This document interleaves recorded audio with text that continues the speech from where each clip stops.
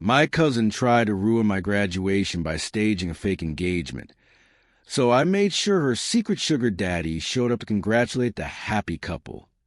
The air in the grand hall was thick with the scent of roses and celebration. I, Maya, 27, stood surrounded by loved ones, the weight of my master's degree diploma a tangible symbol of years of sacrifice, all-nighters, and relentless dedication. This party, thrown by my proud parents, was supposed to be the culmination of it all. But amidst the smiling faces, my gaze kept snagging on one person, my cousin Isabella, 25. Our rivalry wasn't a playful one. It was a deep, silent war that had festered since we were children, constantly fueled by our parents' unconscious habit of pitting us against each other.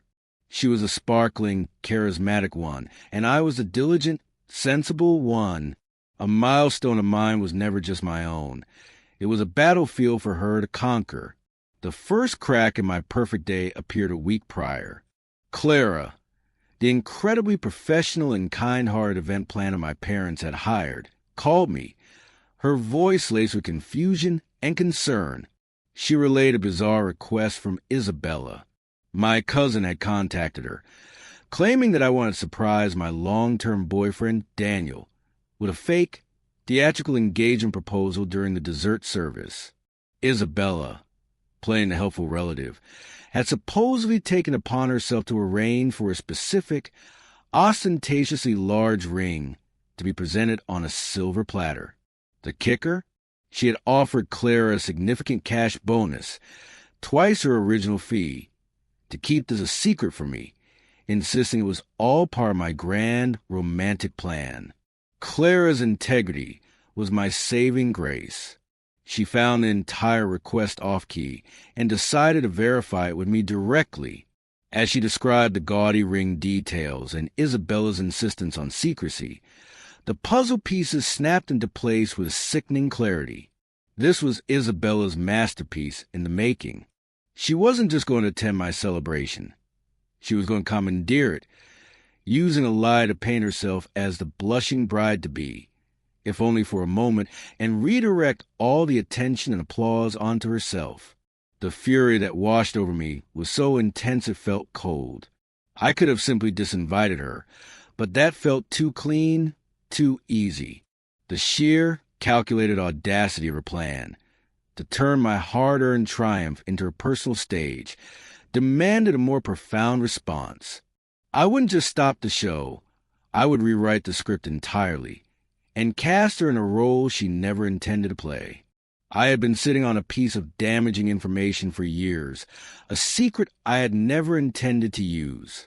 Isabella had a benefactor, a man named Robert who was at least 30 years her senior. I knew about him because my best friend Sophia had spotted them together on multiple occasions at discreet, upscale restaurants and hotels. Robert was wealthy, divorced, and clearly smitten. Isabella, meanwhile, was publicly in a serious relationship with Adrian, a kind, successful architect from a good family. She was living a meticulous double life. The polished, ambitious young professional with Adrian for social validation and family approval, and the pampered mistress for Robert, who funded her designer handbags, luxury vacations, and her expensive downtown apartment.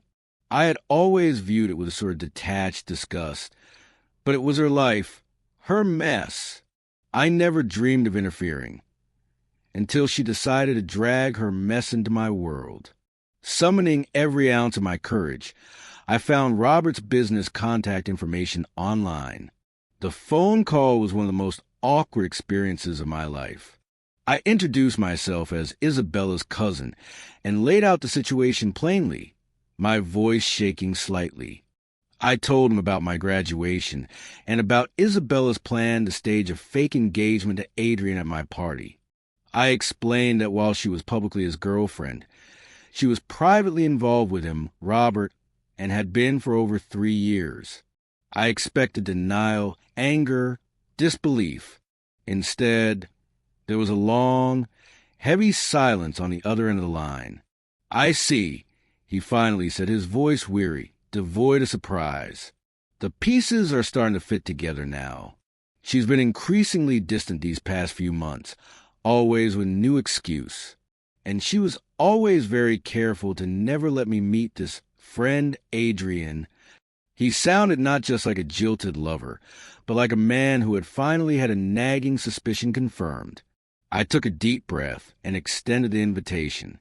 I told him if he wanted to see the truth of the woman he was supporting, he should see it for himself. After another pause, he agreed. "I'll be there," he said, his tone grim. It's time I face reality. The day of the graduation party arrived. The hall was decorated beautifully, filled with laughter and the warm buzz of conversation. Speeches were made. My advisors praised my work, my parents beamed with pride, and my friends toasted to my future. For a few glorious hours, everything was perfect. I was basking in the genuine joy of the moment, my hand tucked securely in Daniel's. Then, as the dessert plates were being cleared, Isabella stood up, tapping her fork melodramatically against her champagne flute. "Everyone, if I could just steal your attention for one tiny moment," she announced, her voice a saccharine sing-song. A practiced, radiant smile was plastered on her face. "I know this is Maya's special night, and we're all so proud of her." She paused for effect, letting her eyes sweep over the crowd. "But I have such wonderful, incredible news that I just couldn't wait to share. Adrian, my love." She turned to him, her eyes wide with feigned adoration.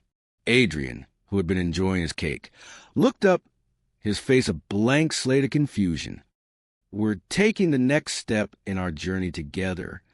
A hushed, expectant silence fell over the room.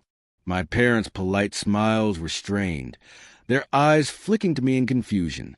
This was it. Isabella nodded subtly to a waiter she had presumably bribed, who stepped forward with a small, black velvet box on a silver platter. With the flourish of a magician, she opened it. Inside sat a large, garish diamond ring that screamed of poor taste and Isabella's desperation for spectacle. "Adrian," she gushed, completely ignoring his rapidly paling complexion and the panic in his eyes. "Will you make me the happiest woman in the world?" The room held its breath. Adrian looked like a deer caught in headlights, his mouth opening and closing without a sound. Before he could form a single syllable, I pushed my chair back and stood up. The collective gaze of the room swung towards me. "Isabella," I said, my voice calm and clear, cutting to the tense silence. "That's quite a surprise." I allowed a faint, knowing smile to touch my lips. "It seems a bit sudden, don't you think? Especially since there's someone very important missing from this celebration.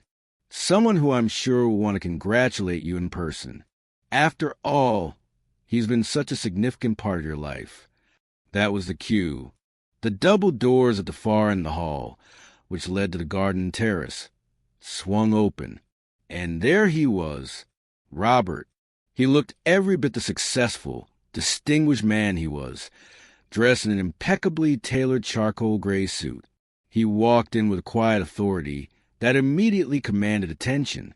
The look on Isabella's face was a masterpiece of instant, unadulterated karma. Her brilliant, fake smile didn't just fade. It shattered, collapsing into a mass of pure, undiluted terror. The blood drained from her face so completely she looked ghostly. Adrian, utterly bewildered, stared at the stranger, then back at his fiancée. Robert didn't glance at me. His eyes, cold and disappointed, were locked solely on Isabella. He walked straight to our table, the sound of his polished shoes on the marble floor echoing in the dead quiet. "Isabella," he said, his voice low and steady, devoid of any warmth, "Clara was kind enough to inform me about your cousin's party. I thought I'd come to offer my congratulations to the graduate myself." He paused, let his gaze sweep over the velvet box in her hand, then to Adrian's horrified face.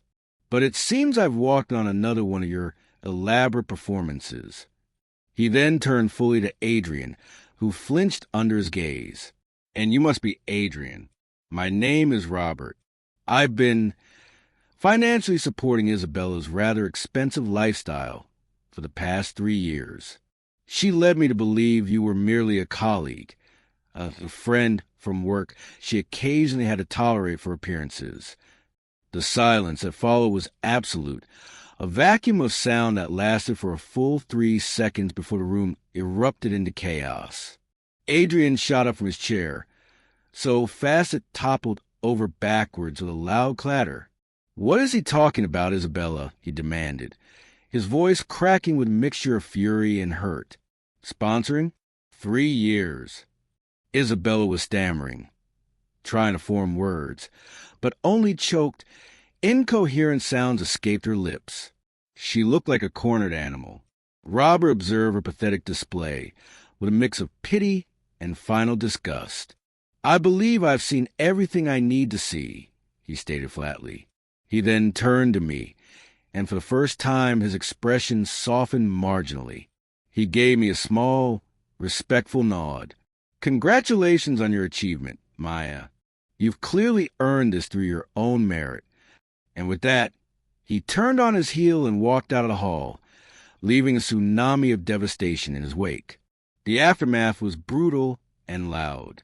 Adrian was yelling, his hands gripping the table, his knuckles white. "Who is he, Isabella? Answer me. Have you been lying to me this entire time?" Isabella had dissolved into messy, ugly sobs, burying her face in her hands. The gathered family and friends were a chorus of gasps, whispers, and shocked exclamations. My parents were initially frozen, but their shock quickly morphed into horror, which they then directed at me. My mother rushed to my side, pulling me away from the table, her face ashen. "Maya, for God's sake, what did you do?" she hissed, her voice trembled with anger. "You knew about this? You planned this? On your own graduation day?" "I didn't plan her secret life, Mother," I replied, my voice surprisingly steady despite the adrenaline coursing through me. "I didn't force her to lie to two men for years. I simply extended an invitation to the party. She's the one who tried to stage a fake engagement to upstage me. She is the architect of this entire disaster. My parents, along with a cluster of aunts, uncles, and family friends who were appalled by my vindictive and underhanded tactics, gathered their things and left in a furious, judgmental huff. The party felt halved, but my closest friends, my mentors, and a few clear-eyed cousins remained. The music, after a hesitant pause, started up again. We danced, we drank, we celebrated. It was strained, the air still electric with the recent scandal, but we persevered. The people who truly knew me, who valued truth over appearances, stayed by my side. The following day, the real fallout began. My phone rang incessantly before I finally turned it off. My parents showed up at the apartment I shared with Daniel, their faces like thunder. They didn't even sit down. "You have humiliated this family beyond repair," my father began, his voice a low, dangerous rumble. "Do you have any idea what you've done? Isabella is devastated. Adrian broke up with her on the spot, in front of everyone. And that man, Robert, he's cut her off completely. She's facing financial ruin. Her life is in shambles because of you." I stood my ground, crossing my arms. "No," I said, my voice cold and firm. "She dismantled her own life, brick by brick, by building on a foundation of lies. I didn't create the mess. I just turned on the brightest lights I could find so that everyone, including Adrian and Robert, could finally see it for what it was." That's when they delivered their ultimatum. I was to call Isabella immediately and apologize profusely. I was to tell everyone, the family, the guests, that the entire scene with Robert was a cruel, premeditated prank I had concocted out of jealousy for a fake engagement stunt. Furthermore, I was to help her financially, covering her rent and living expenses for the next 6 months while she got back on her feet. The sheer, breathtaking audacity of the demand made a bitter laugh escape my lips. You cannot be serious. I am not apologizing for her lies, and I am certainly not paying for them. If you choose to side with proven liar and manipulator over your own daughter, then that is your tragic choice to make. But I won't be a part of it. Now, please leave. They left, my mother in tears, my father sputtering threats about me being dead to them. I blocked their numbers on my phone and on all social media. In the days that followed, I was bombarded with messages from outraged relatives. I was called a vindictive witch, jealous, cruel, and a disgrace. They argued that Isabella's stunt was childish, but mine was nuclear, that I had escalated a small skirmish into a world war. In my weaker moments, lie awake at night, I wondered if they were right. Had the price of my revenge been too high? Had I become as toxic as she was in my pursuit of justice? But then, a week after the party, I received a short, simple text from an unknown number. It was Robert. Maya, this is Robert. While the circumstances were deeply unpleasant, I want to thank you. You gave me the key to a prison I didn't even fully realize I was in. I confirmed everything, and the truth, however painful, is a gift. I wish you all the best in your future. That message was my absolution. It wasn't about revenge anymore. It was about truth. I had given two men their freedom from a web of deception. My actions, however dramatic, had a positive, necessary consequence. The final, ugly confrontation happened about a month later. My parents showed up at my apartment unannounced, having clearly unblocked me to coordinate this ambush. Isabella was with them, standing slightly behind them like a sullen shadow. She looked thinner, her eyes hard and filled with a venomous resentment. They didn't wait for an invitation. They pushed past me when I opened the door. They launched into the same rehearsed litany of accusations. I was pathologically jealous. Isabella's fake engagement was merely a misguided, overenthusiastic attempt to share joy on a happy day. I was a true villain for orchestrating such a brutal and public humiliation. Then came the real reason for their visit, the demand. With Robert gone and Adrian having moved out, Isabella was drowning. Her debts were called in, her landlord had evicted her, and she had no savings. We are not asking you, Maya, we are telling you, my father said, his voice hard and entitled. You will help your cousin. You will provide her with the funds to cover her moving costs, her new rent, and her living expenses for the next 6 months. Consider it reparations for the irreparable damage you have caused to her life and to this family's reputation.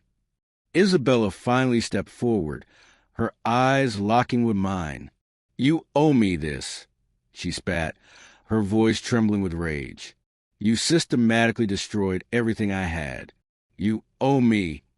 That was it. The last thread of familial obligation snapped. Any lingering guilt or doubt was incinerated by the sheer, breathtaking audacity of their demand. Let me be perfectly clear so there is no misunderstanding, I said, my voice dangerously quiet and steady. I owe you nothing. You destroyed your own life by being a consummate liar and a user. You attempted to sabotage my graduation. You have manipulated and deceived everyone around you, including our parents, for years. The fact that you can stand here in my home and demand money from me is the most profound evidence that you have learned absolutely nothing. You are not a victim. You are the architect. Now get out of my home. Get out, and do not ever contact me again. My parents erupted. They screamed. They called me selfish, heartless, a monster. They said I was truly dead to them now. Isabella stood there, crying angry, frustrated tears that held no remorse, only rage at being held accountable. I walked to the front door and held it open. Goodbye, I said, my voice flat and final. They filed out, my father's shouts echoing down the hallway, my mother's sobs fading with distance. I closed the door, turned the lock with a definitive click, and leaned against it, my entire body trembling. But it wasn't from fear or sadness. It was from profound, overwhelming sense of peace. The battle was over. The war was won.